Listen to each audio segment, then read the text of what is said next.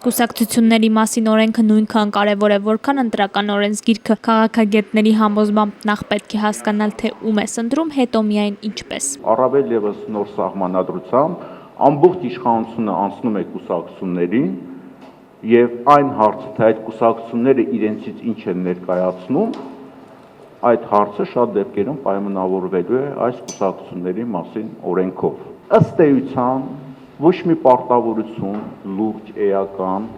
չի դրվում այդ կուսակցությունների վրա։ Կուսակցությունների մասին նոր օրինագիծը շրջանառության մեջ է, որը անհանգստացրել է մասնագետներին։ Օրինագիծը գրելիս պետք է հաշվի առնվել պետության առանձնահատկություններն ու անցած փորձը, ինչպես դա անում են այլ երկրներում։ Գերմանիայում արգելված է նացիոնալ սոցիալիստական կուսակցություն ստեղծելը։ Դա իրենց պատմական փորձն է։ Որևէ մեկը նման գաղափարախոսություն իր ծրագրում կամ իր ղեկավարների հրապարակային խոսքերում փորձի արտահայտել, այդ կուսակցությունները լուծարվում են։ Որն է Հայաստանի փորձը։ Հայաստանի փորձը կարելի է գրել այն կուսակցությունները, որոնք ընտրակաշառքներ են բաժանել, որոնք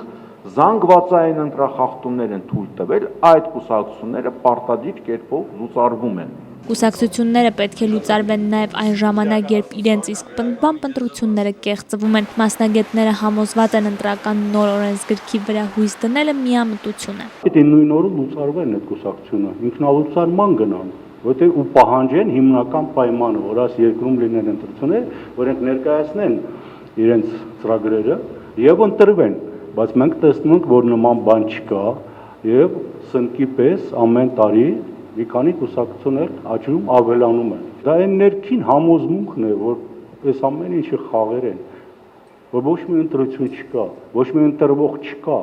Հայաստանյան կուսակցությունները չեն ենթարկվել ու չեն էլ ենթարկվի օրենքով գրված կետերին, իսկ իշխանությունը կլռի, քանի որ դա հենց իրեն է ձեռնտու։ Որքան շատ լինեն կուսակցություններ